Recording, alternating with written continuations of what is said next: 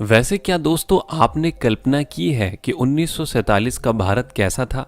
आपके लिए शायद ये कल्पना कर पाना भी मुश्किल होगा कि 1947 का भारत कैसा रहा होगा। तो चलिए आज की इस वीडियो में हम आपको ये बताने की कोशिश करेंगे कि हमारा भारत 1947 में कैसा था और यह भी जानने की कोशिश करते हैं कि तब भारत की आर्थिक स्थिति कैसी थी, लोगों का रहन सहन कैसा था और हमारे एजुकेशन सिस्टम की स्थिति कैसे थी। तो चलिए वीडियो शुरू करते हैं, लेकिन हाँ चैनल को सब्सक्राइब करना ना भूलें।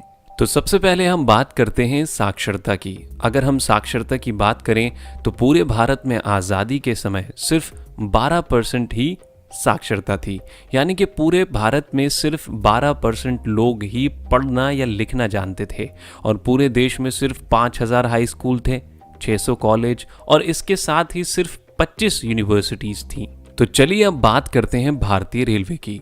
तो दोस्तों भारतीय रेलवे ने 16 अप्रैल 1853 के दिन भारत में पहली बार मुंबई के बोरीबंदर से ठाणे के बीच 20 डिब्बों वाली ट्रेन चली और अपने इस 34 किलोमीटर के सफ़र पूरा करने के लिए 3 स्टीम इंजन लगाए गए थे।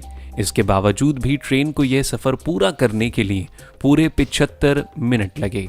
20 डिब्बों की इस ट्रेन में 400 यात्रियों ने सफ़र किया था और यह ट्रेन दोपहर के 3:30 बजे बोरीबंदर से प्रारंभ होकर शाम 4:45 पर ठाणे पहुंची थी और उसके बाद फिर इसमें धीरे धीरे तकनीकी सुधार होते रहे और जब अंग्रेज भारत छोड़कर गए तब पाकिस्तान और बांग्लादेश को मिलाकर पूरे देश की रेलवे लाइन 65,185 किलोमीटर लंबी थी और उस समय देश की पूरी रेलवे व्यवस्था देसी रजवाड़ों और प्राइवेट कंपनियों में बटी हुई थी और जिसको आज़ादी के तुरंत बाद भारतीय सरकार ने अपने कंट्रोल में लेना शुरू कर दिया।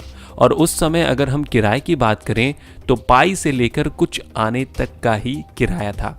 1947 को बॉम्बे में कुल 204 ट्रेनें दौड़ती थी और उस समय अगर मुंबई की आबादी की बात करें तो यह 16 लाख के करीब थी, पर उस समय मुंबई की सीमा सिर्फ अंधेरी तक ही थी।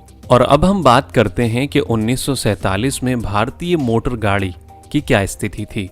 तो सन 1947 तक भारत में हिंदुस्तान मोटर्स और महिंद्रा एंड महिंद्रा जैसी गाड़ियों का जमाना आ चुका था।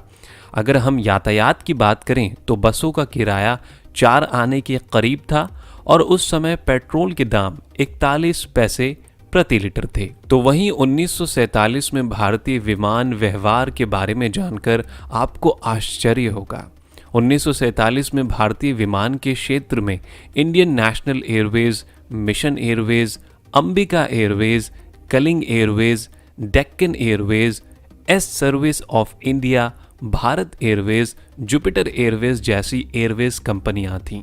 भारत देश में उस वक्त इतनी सारी विमान सेवाएं होने का कारण सिर्फ यह था कि 1945 में विश्व युद्ध की समाप्ति के बाद अमेरिका ने अपने कई सारे हवाई जहाज भेज दिए थे और इन्हें कुछ पैसे वाले भारतीयों ने खरीद कर एयरलाइंस का बिजनेस शुरू कर दिया था और इस समय कंपटीशन इतना तगड़ा हुआ कि ज़्यादातर एयरलाइंस घाटे में आ गईं। कुछ 8 एयरवेज कंपनियों का भारत सरकार ने राष्ट्रीयकरण करके एक नाम दिया जो था इंडियन एयरलाइंस और इस समय टाटा एयरलाइंस का नाम पहले से ही एयर इंडिया कर दिया गया था।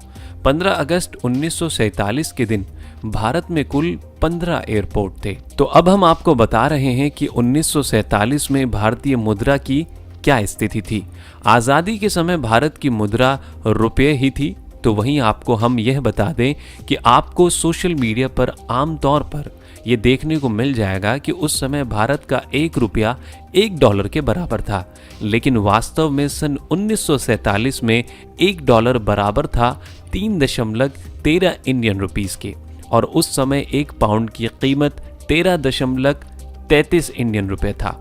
बंटवारे के दूसरे दिन ही पाकिस्तान के सामने ये प्रश्न था कि वो अपना आर्थिक व्यवहार किस मुद्रा में करें, क्योंकि उस समय नोट छापने की 6 प्रिंटिंग मशीन थी और ये सारी भारत की थीं और इसीलिए पाकिस्तान ने परमिशन लेकर भारत के ही नोट पर हुकूमत पाकिस्तान लिखकर अपना काम चलाया। और अब हम आपको बताने जा रहे हैं कि उस समय महंगाई कितनी थी, यानी कि 1947 में चीज़ों के दाम क्या थे। तो हम आपको बताना चाहेंगे कि उस समय अच्छी क्वालिटी के 1 किलो चावल 26 पैसों में मिलते थे, तो वहीं चीनी 57 पैसे किलो थी, कैरोसिन 23 पैसे लीटर था और 55 किलो सीमेंट सिर्फ 3 रुपए में मिल रहा था। और उस समय 1 तोला सोने की कीमत 103 रुपए थी। दोस्तों, आपको अभी ये सुनकर ऐसा लग रहा होगा कि ये बहुत सस्ता था, लेकिन ऐसा नहीं है। वह समय भारतीयों की आय भी बहुत कम थी और उस समय भारतीयों की एयरवेज इनकम सालाना 265 रुपए थी। इतनी कम इनकम होने के कारण महंगाई कम होने के बावजूद भी अपना जीवन यापन ठीक से नहीं कर पा रहे थे। तो वहीं हम 1947 में भारतीय सिनेमा की अगर बात करें तो आज़ादी के साल ही भारतीय प्रोड्यूसर्स ने 283 फिल्में बनाई थी और ऑन एवरेज एक फिल्म 1.5 लाख रुपए की लागत से बनी थी।